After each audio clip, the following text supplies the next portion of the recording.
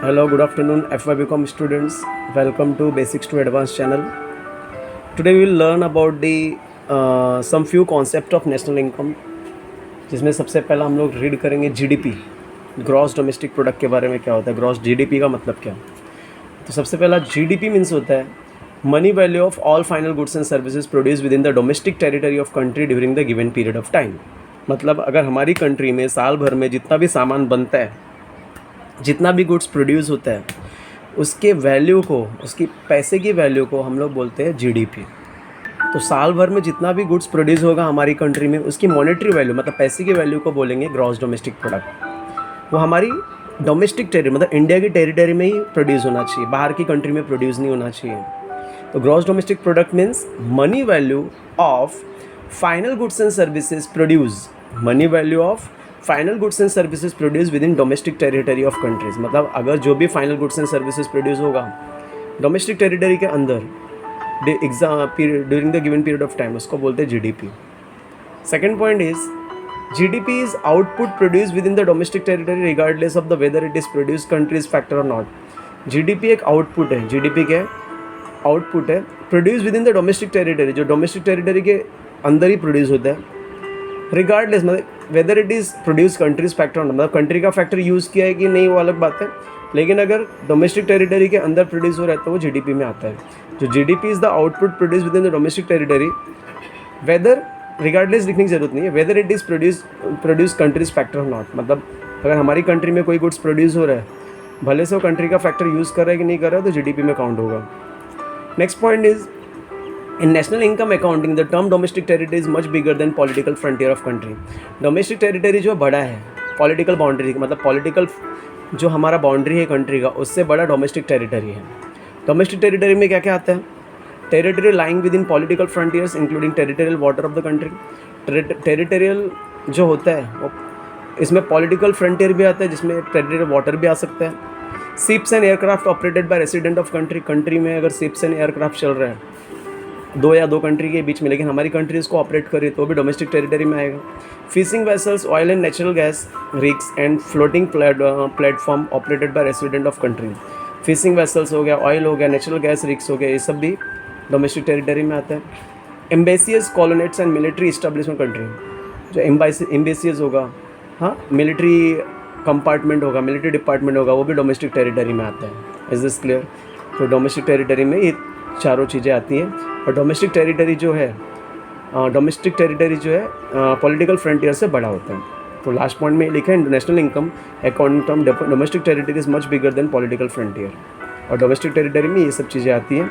Territory lying with political frontiers, political frontier के साथ जो डोमेस्टिक टेरिटरी होगा वो डोमेस्टिक टेरिटरी में आता है, जिसमें water of the country, sea level भी आ जाता है। Ships and aircraft operated by resident of country, ships and aircraft भी इसी में आता है। Fishing vessels, oil and natural gas rigs, floating platform operated by resident of country, ये सब भी डोमेस्टिक टेरिटरी में आता है।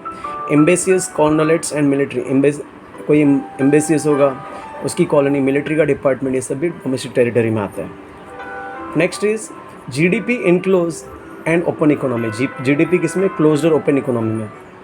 Country which has no economic relation with other countries is defined as close economy. ऐसी कंट्री जिसका कोई भी दूसरी कंट्री के साथ कोई रिलेशन नहीं है, उसको बोलेंगे क्लोज इकोनॉमी। कोई भी कंट्री जिसका इकोनॉमी रिलेशन नहीं है दूसरी कंट्री के साथ, उसको बोलेंगे close economy. Such country is isolated from rest of the world. ये कंट्री जो होती है मतलब बाकी सब वर्ल्ड से क्या होती है? अलग होती है, आइसोलेटेड होती है। ठीक है।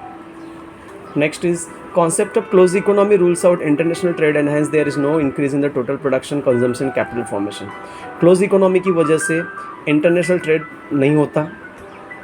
concept of closed economy rules out, rule out मतलब नहीं होना, international trade नहीं होता, there is no increase in total production में increase नहीं होता, consumption increase नहीं होता, capital formation increase नहीं होता। तो closed economy में कोई भी production increase नहीं होता, consumption increase नहीं होता, capital formation increase नहीं होता।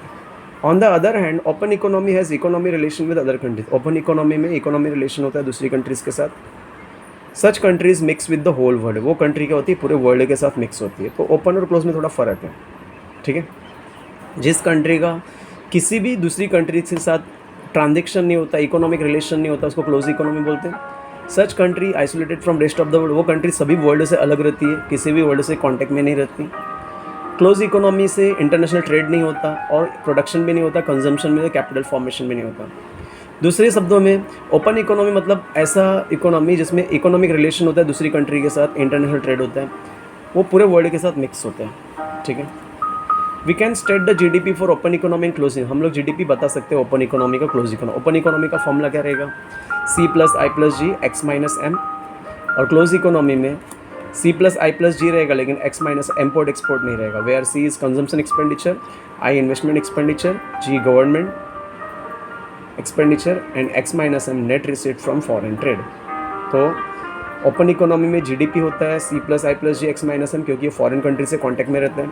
क्लोज इकोनॉमी में जीडीपी होता है C+I+G जिसमें x-M फॉरेन कंट्री से उसका कोई कांटेक्ट नहीं होता है, इसके लिए वो नहीं होता। इसमें C मतलब कंजम्पशन एक्सपेंडिचर, I मतलब investment expenditure, G government expenditure and x-M net receipt from foreign trade. Okay, I hope आपको ये कॉन्सेप्ट समझा रहेगा।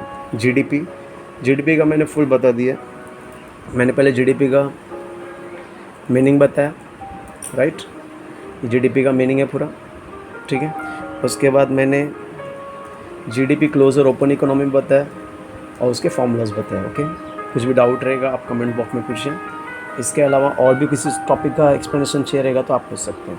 ठीक है, आज के लिए इतना ही। Thank you, have a great day.